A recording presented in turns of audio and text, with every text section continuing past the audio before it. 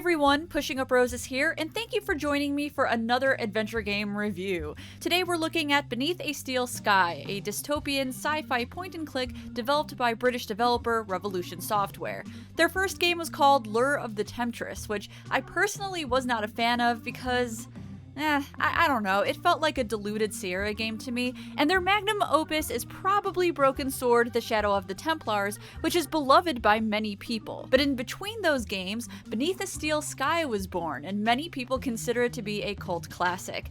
I think this is a really interesting title. I'm not sure how much it holds up today, so let's take a look at it. For the next 10 minutes, we're gonna be all about that bass. Or bass. Let's start by taking a look at the game's development. Revolution's co-founder, Charles Cecil, had an idea for a video game that boasted really sophisticated artwork and a more mature storyline. He asked his friend, Dave Gibbons, co-creator of highly acclaimed comic Watchmen, to join the team and help design the art for what they then called Underworld. Most of the time spent was on the artwork. Employees would spend meticulous amounts of time perfecting each background.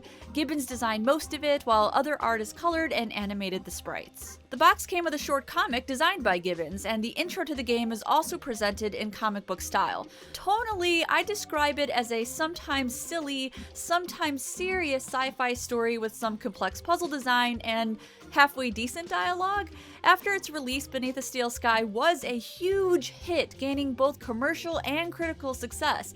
And when I say praised, I mean it. I looked at several reviews from the time and they are just absolutely glowing. So positive that I thought maybe I had overlooked something, so I went back and replayed the game, and now I have many opinions. You play Robert Foster. This character was the only survivor of a helicopter crash when he was young. Set in Australia, he was found in a wasteland called the Gap, which represents the outback. He's found and taken in by the natives who live there, where he learned to survive the harsh conditions of this new habitat, and he learns how to build robots and becomes very savvy with technology. And is this sounding like Star Wars to you? His new family names him Robert Foster, as they felt that they fostered him, and because they found a can of Foster's beer where he was discovered?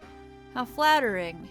Foster's, Australian for beer. Just as Robert reaches adulthood, armed forces invade the Gap, kill his family, and take him back to Union City, where he was originally born. Man, this is just the worst day. I hope nothing bad happens on the way back. Sir, the guidance system, it's gone crazy. We're going to hit! So it turns out Robert is the most unlucky person on the planet, as he is in yet another helicopter crash. Apparently helicopters are the printers of the dystopian future. We have these all-powerful sentient computers, but man, we still can't get those pesky helicopters running. Robert survives and ends up on the top level of Union City in a factory, but he's being chased by security who are under the direction of an all-powerful computer named Link. With you is the circuit board for your robot, Joey, who can be put in different shells. For now, he gets to be a cleaning bot. You've turned me into a vacuum cleaner. It's functional. Don't be ungrateful. After a few puzzles, you begin your escape from the factory, only to be met by Officer Reich, who addresses Robert as Overman. Reich outright wants to kill Robert, but he is stopped by Link. And when I say stopped, I mean killed. What the hell is going on? Reich seems pretty cut up about it. Sick burn, bro. Sick burn. So as Robert, your mission is this: to find out who you are, who your real family is, and escape the politically corrupt Union City. Now, I played the floppy disk version of this game, which did not include the intro or the voice acting. I thought this was the only version out there until I downloaded this one from GOG, and I gotta say, this is a much different experience with the voices. But before I get into that, I would like to share a few things that I really liked about this game. The world building is quite nice. This game took 2 years to design, and it shows. The sprites are really lovely for the early 90s, and the art is comparable to Sierra games from the same year. This also is not your standard dystopian or cyberpunk scene. It's not as cliched as some other depictions in the media. For example, there isn't a single flickering neon sign. Now, how can that even be? There's always a flickering neon sign and a person with goggles and dreadlocks. Not Union City though, it's more grounded in reality. At least, it's as real as it could be, considering the whole sentient computer thing and the post-apocalyptic disaster that struck. Though these days it kind of feels like a conglomeration of multiple existing stories. It's a little Star Wars, a little Blade Runner, a little bit country, a little bit rock and roll, with a lot of I have no mouth and I must scream, especially with the theme of technology becoming too powerful for civilization. But unlike other stories, Beneath a Steel Sky lacks a neo-noir style that you see in so many modern sci-fis. Now, you'd think by the name of the game and everything I just told you about this game that it would be pretty serious. However... I'm here to inspect the plant. I'm allergic to plants. They give me sores and boils. Even though the plot of this game is pretty dour, the characters and dialogue are really hokey. During development, there was actually a conflict between dialogue writer Dave Cummins and aforementioned Charles Cecil. Cummins wanted cheeky dialogue for the characters, and Cecil wanted something a little more earnest. According to Cecil, the tone of our early games was born from a tension between Dave and I. He wanted to be more flippant with dialogue, while I wanted to be more serious. That was always our vision, to find the middle ground between Sierra's ridiculously earnest stories and the slapstick comedy of the LucasArts titles, but I think our personalities and approaches emphasized the tension. That tonal tension did not work for me. There are some serious parts, but there's a lot of jokes, and some of them really don't land. How am I supposed to get my lunch? I'll starve to death. Fat chance. No. The voice acting is also inconsistent, though I do chalk some of that up to the fact that there was a major change made during recording. Initially, stage actors were hired, and when I read that, I thought, what a horrible idea! Stage actors are going to embellish this to hell and back, and Cecil must have agreed because he was unhappy with the results and there was a lengthy re-recording. This is why some of the text doesn't match up with the spoken dialogue, and also why some of the words were Americanized. Here, have a sandwich. Sausage, my favorite. Welcome to the Gap, Robert.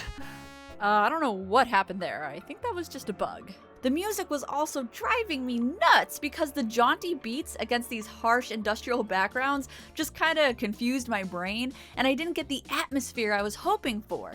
That's something other adventure games excelled at, matching the music to the settings, the visuals, and the characters. The world and story of this game is so sophisticated and mature that I really wanted music and the voice acting to enhance the atmosphere, not drag it down or make it silly. Beneath a Steel Sky is a very political game for the time it was developed. It touches on social injustices, social class, propaganda, and the misuse of technology and power. It presents a totalitarian regime where characters of lower social class can't even use the elevators to get to the much nicer, lowest level of Union City. And I can tell it was really trying to communicate these weighty themes to the player. I respect it for going the more serious route because look at all the other adventure games at that time. They were mostly fun, fantasy, and lighthearted. The problem is we go from these more serious moments to wacky slapstick moments. Why yes, I did just fling that dog into the air and into a fountain of water. PC Gamer summed it up very well in their review from 2016. It's a politically charged game, informed by the era in which it was made, but they don't do enough with this aspect of the story, focusing mainly on Foster's immediate predicament. It feels like a missed opportunity because dystopian fiction is often a great way to say something meaningful about our own society. I think the characters also suffer from a lack of development. Robert is okay, but his personality is a little hard to pin down. He seems to like puns, robots, and women. What are you doing after work? Oh god. And because I didn't really get too attached to any of the characters, I found it hard to care about them.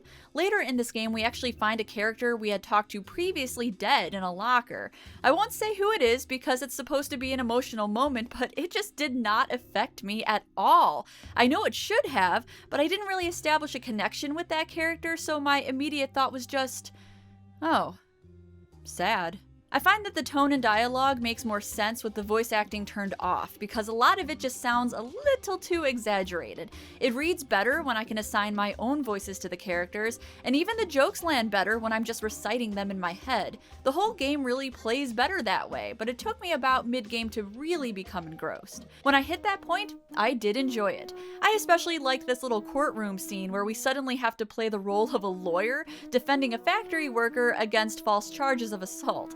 I think this was easily the funniest section in the game, and I really like the interaction. I do question some of these design choices. A few of them are just odd. I'm not sure why the buttons on the options menu aren't labeled. There's a mouse over and a few images beside them that represent what they do, but I feel like when I go to save or restore my game, the buttons should be clear with easy to read text labels. A lot of games from the 90s did this, and I have no idea why. Label your buttons! The text is also strangely formatted with random words being emphasized. There's no reason for it as far as I can tell, just some words are capitalized. I thought maybe it was to show importance to certain things the characters said, as though they were hints about the puzzles, but no. And honestly, when are follow mechanics great? Sometimes Robert's robot, wow, that's really hard to say, Robert's robot, Joey, gets in the way or can't keep up. It wouldn't be too much of an issue had he not stalled several times while trying to get him to do something because something else got in the way. He even yelled at Robert for getting in the way. I do like having a little robot buddy to keep me company though, and I like the fact that you do need to use him to figure out puzzles. Revolution had their own engine called Virtual Theater, which was proposed in 1989 and allowed characters to wander around autonomously. That probably sounds like it's not a big deal, but in the early 90s it was very impressive that characters could walk around the world, going about their life as you play the game. This was both awesome and annoying. It gave the world more personality and made it seem busy, but at the same time I didn't like waiting around or trying to find a character I needed to talk to. I also think it's funny that characters will just hang around me while I'm trying to have this very hushed dialogue with someone. This guy's been watching me for nearly the duration of this secret conversation, just like, this is fine. The following is by far my favorite moment in the game. I had to find another body for Joey's circuit board. There wasn't a shell around, so I put him in this weird rubbery body. Robert thinks he no longer looks like a Joey and decides to rename him Ken, and then this conversation ensues. Tell me, are there any memorable Kens in history? A Ken whom I might seek to emulate? All the Kens I can think of were dorks.